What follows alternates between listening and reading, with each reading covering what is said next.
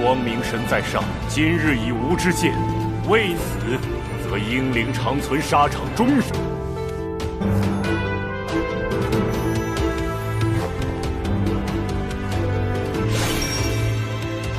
骑士之冠，携荣耀加于你身。即日起。Dan sekarang, saya mau menceritakan bocorannya kembali. Dan jangan lupa untuk subscribe, klik loncengnya, dan juga lupa like. Selamat menikmati. Gaskeun. Sinar emas keunguan itu memancarkan nuansa menyendiri dan terpencil, dan dalam konfrontasi itu, tak satu pun dari mereka tampaknya benar-benar mampu menekan yang lain. Itu hanya berujung pada bentrokan terus-menerus. Ini adalah kekuatan Hao Yue, dan apakah tahta ilahi keabadian dan penciptaan menolaknya? Long Hao Chen diam-diam diliputi keterkejutan. Jika memang begitu, pilihan macam apa yang akan diambilnya? Jauh di dalam, Long Hao Chen mulai berjuang. Hao Yue adalah temannya, teman yang terikat darah. Membuang Hao Yue akan menyebabkan kematiannya. Dan tahta ilahi adalah suatu keharusan di matanya sebagai ketua serikat dan kesatria yang belum pernah ada sebelumnya dengan bakat tertinggi, tidak dapat memperoleh persetujuan tahta ilahi akan menjadi pukulan besar bagi pertumbuhan dan prestisenya di dalam serikat. Dari keduanya, mana yang harus dipilih? Lebih jauh, tidak hanya ada penolakan sinar emas keunguan itu, tetapi juga kilau berwarna emas gelap lainnya muncul dalam cahaya keemasan itu. Dibandingkan dengan cahaya ungu keemasan, cahaya emas gelap ini tidak terlalu mencolok, tetapi juga terhubung dengan cahaya keemasan yang berasal dari Long Hao Chen sendiri.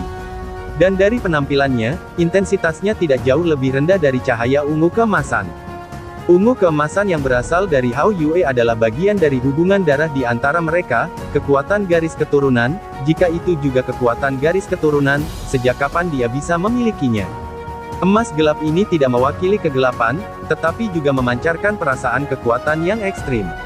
Selain itu, kekuatan yang terutama berasal dari kedalaman jiwa Long Hao Chen, dengan kata lain, terkait erat dengan kekuatan jiwanya sendiri. Long Hao Chen tidak pernah memiliki karakter yang bimbang, dan dengan demikian membuat pilihannya setelah pertimbangan singkat. Dia memilih Hao Yue. Jika harus memilih antara tahta ilahi keabadian dan penciptaan dan Hao Yue, dia akan tetap memilih yang terakhir. Hao Yue bukan hanya teman tunggangannya, tetapi juga saudara yang baik bagi Hao Chen. Bahkan jika singgasana ilahi keabadian dan penciptaan adalah alat supra ilahi, itu tetap saja tidak lebih dari sekadar alat ilahi. Ketika menimbang keseimbangan antara saudara atau alat ilahi, pilihannya sama sekali tidak sulit di benak Hao Chen. Bahkan jika itu berarti dia tidak akan mendapatkan singgasana ilahi, dia sama sekali tidak akan menyerah pada Hao Yue. Selama lebih dari 10 tahun, dia secara pribadi telah melihat pertumbuhan Hao Yue sedikit demi sedikit, selama waktu itu Hao Yue menyelamatkan hidupnya tidak hanya sekali atau 2 kali. Mereka saling bergantung, dan saling membantu untuk mencapai prestasi mereka saat ini. Hao Yue adalah saudaranya yang baik, teman yang baik, dan tidak akan pernah meninggalkan Hao Chen. Keyakinan yang kuat ini tiba-tiba mulai berfluktuasi di tengah-tengah negeri fantasi ini. Apa yang seharusnya menjadi sedikit bentrokan menjadi perlawanan bersama. Dan tampaknya Hao Chen semakin menjauh dari tahta ilahi keabadian dan penciptaan. Kecemasan Long Xingyu menjadi semakin intens. Setelah 2 jam berlalu, persidangan Long Hao Chen masih belum dimulai. Setelah waktu yang lama, bahkan jika itu sudah dimulai, maka mungkin dia. Untuk sesaat, hati Long Xingyu menjadi kacau balau. Lebih jauh, dia menyadari bahwa cahaya putih yang melayang dari patung yang melambangkan singgasana ilahi keabadian dan penciptaan semakin lama semakin kuat, namun samar-samar memberikan kesan yang menyerbu. Dan di dahi Long Hao Chen, 9 garis emas keunguan mulai terlihat, samar-samar memberikan aura kehancuran, seolah-olah menahan singgasana ilahi keabadian dan penciptaan itu. Hao Chen, apa yang sedang kamu lakukan? Namun, tidak peduli seberapa khawatirnya Long Xingyu, tidak ada yang bisa dia lakukan sama sekali. Memperoleh persetujuan singgasana ilahi hanya dapat dilakukan dengan usaha sendiri, jadi dia hanya bisa berdiri di sana sambil melihat dengan cemas. Waktu berlalu sangat cepat, dan dalam sekejap mata, sudah 1 hari. Ujian Han Yu dan Zhang Fangfang tidak diketahui, tetapi sebaliknya Long Xingyu merasa tenang untuk mereka, karena setelah seseorang dibawa ke ujian singgasana ilahi, semakin lama berlangsung, semakin tinggi peluang mereka. Adapun Long Hao Chen, mungkin dia tidak lagi memiliki kesempatan.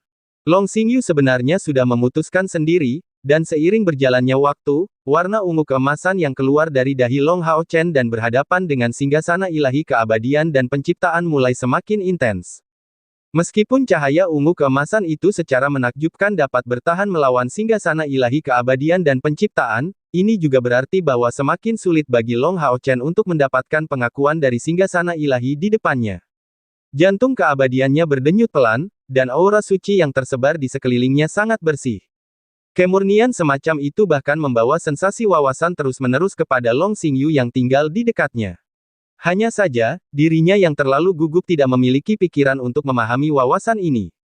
Jika itu tidak berhasil, akhiri saja. Ketika Long Hao Chen akan menerobos peringkat kedua dari langkah ke-9 ke langkah ketiga, seharusnya ada kesempatan. Long Xingyu tersentak diam-diam, tidak menyadari mengapa Long Hao Chen mendukung cahaya ungu keemasan itu dengan dedikasi seperti itu. Berdasarkan pengalamannya sendiri, jika Long Hao Chen setuju untuk membuang kekuatan cahaya ungu keemasan itu, kekuatan tahta ilahi akan dilepaskan, sehingga memulai ujian Long Hao Chen. Dalam waktu 1 hari, 2 hari, 3 hari, Long Hao Chen masih tidak bergerak sedikit pun, melawan lagi dan lagi.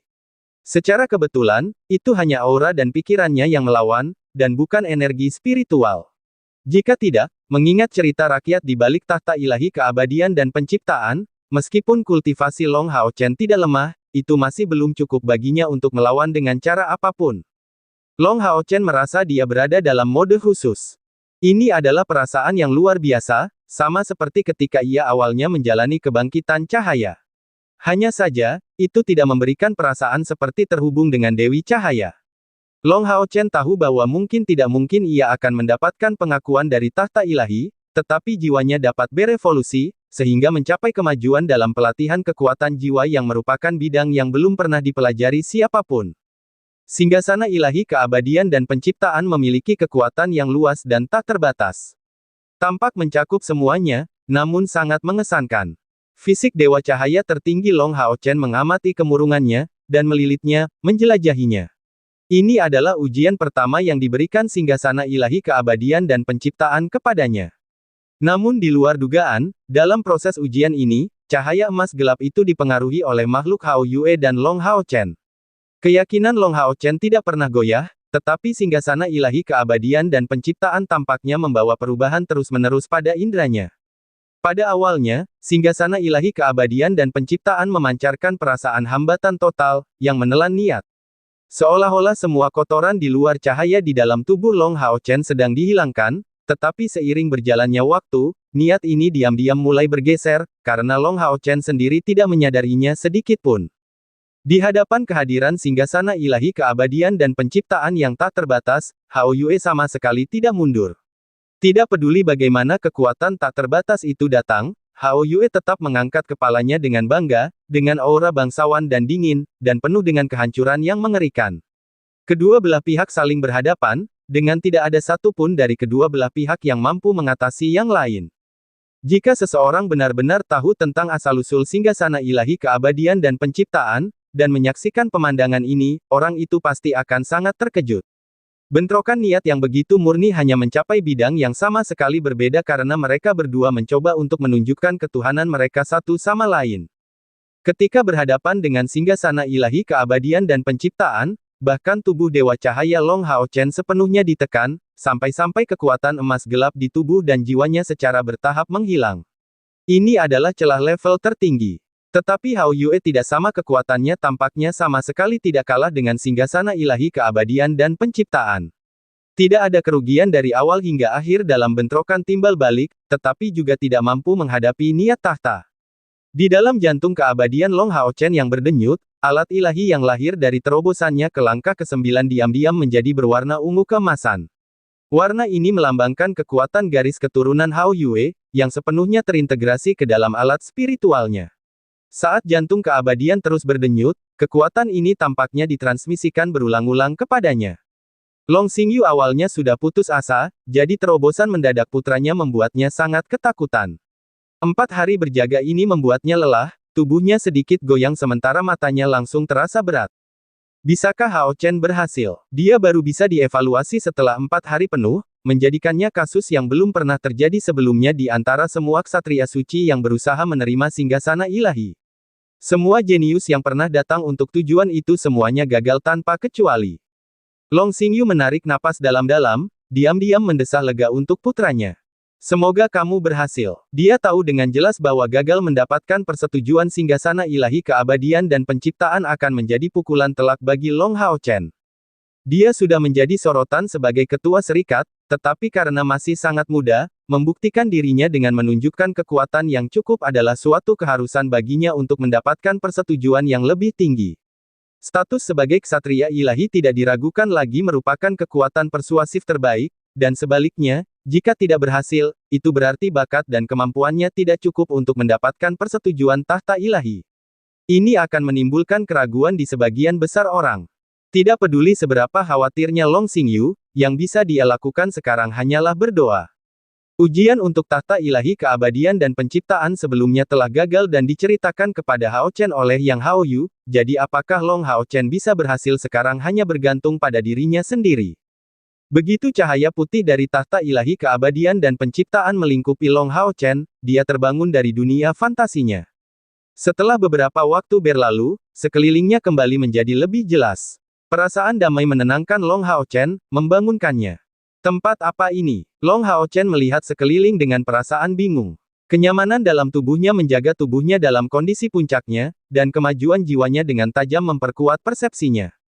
Long Hao Chen memiliki tekad yang sangat kuat. Setelah beberapa saat menatap dingin ke sekelilingnya, kerangka pikirannya kembali normal juga. Dalam sekejap cahaya, keenam sayap di punggungnya menyebar saat ia mencoba berkomunikasi dengan Hao Yue. Koneksi tercapai tanpa diragukan lagi, tetapi yang mengejutkannya, Hao Yue benar-benar menolak panggilannya untuk pertama kalinya, dan terlebih lagi mengirimkan emosi harapan keberuntungan ke dalam pikirannya. Apakah dia mendorong saya untuk menjalani ujian sendiri? Seperti apa ujian tahta ilahi keabadian dan penciptaan? Dalam sifat agung yang murni ini, Long Hao Chen setidaknya tidak memiliki sedikit pun ide saat ini. Karena itu, ia pikir sebaiknya ia hanya melihat-lihat. Memiliki pikiran seperti itu, ia mengepakkan sayap di punggungnya, tubuhnya melayang ke atas, dan terbang dari puncak pohon dalam sekejap mata, naik ke langit. Terbang ke arah ini, Long Hao Chen merasa terkejut saat ia menemukan pemandangan yang sangat menakjubkan terbentang di depannya. Ketika menatap ke kejauhan, semuanya tampak hijau. Pohon-pohon setinggi langit yang telah tumbuh entah berapa lama itu memenuhi seluruh ruang. Karena tahta ilahi keabadian dan penciptaan telah membiarkannya masuk, ujiannya seharusnya sudah dimulai. Dia tidak tahu apakah dia akan mampu menyelesaikannya atau tidak, tetapi tahu bahwa dia sudah memberikan yang terbaik. Saat dia terbang maju, sebuah pekikan tiba-tiba menyebar ke indranya. Mengingat prospek kultivasi Long Hao Chen saat ini, seharusnya tidak ada gerakan yang mungkin lolos dari pengintaiannya dalam jarak 50 km. Pekikan itu terdengar manusiawi, tetapi tampaknya mengandung perasaan teror yang mutlak. Long Hao Chen hampir tanpa sadar mengepakkan 6 sayap di punggungnya. Makhluk macam apa itu? Yang terlihat hanyalah tubuh bagian atas telanjang di atas puncak pohon, sebelum menghilang dari garis pandang Long Hao Chen, muncul seperti puncak muram yang datang dari semak-semak. Tangan-tangan tebal itu tampak seperti kendi air, membentuk kepalan tangan dengan telapak tangan mereka yang besar, bahkan cocok dengan palu raksasa. Sepasang telapak tangan seperti itu menyerbu ke arah sosok putih di depannya, yang terperangkap di dalamnya dalam sekejap mata. Long Hao Chen mendengar suara yang sama sekali tanpa emosi menyebar kepadanya, ujian telah dimulai. Selamatkan sisi manusia perempuan, dan lindungi dia. Ujian akan berakhir setelah gagal. Suara ini datang dengan sangat cepat, dan sementara itu, Long Hao Chen mengambil kesempatan untuk melihat gadis yang berpakaian serba putih itu, tampak seperti berusia 20-an, penampilannya benar-benar mirip dengan Chai Er. Suara itu berakhir, dan lingkungan sekitar yang telah berhenti tiba-tiba melanjutkan gerakan mereka. Gadis berpakaian putih sisi itu menuju ke sisi Long Hao Chen dalam sekejap, saat sepasang tangan yang sangat menakutkan itu langsung menyerangnya, dengan Long Hao Chen tepat di tengahnya. Menghadapi situasi seperti itu, Long Hao Chen tidak panik sedikit pun. Karena ujian tahta ilahi keabadian dan penciptaan telah dimulai, dan meskipun rinciannya agak berbeda dari cerita ksatria ilahi langit berbintang yang Hao Yu, situasi global masih sedikit mirip. Beberapa waktu lalu, di kota suci, Yang Haoyu telah menceritakan kepadanya beberapa detail khusus mengenai ujian yang diberikan oleh tahta ilahi keabadian dan penciptaan. Yang Haoyu telah memberitahunya bahwa ujian itu bukan hanya pertempuran sederhana, tetapi serangkaian ujian. Atas dasar menjadi seorang ksatria suci yang berkualifikasi, hanya ketika tahta ilahi keabadian dan penciptaan memberikan persetujuannya, orang yang diuji akan diizinkan memasuki dunianya untuk menjalani ujian.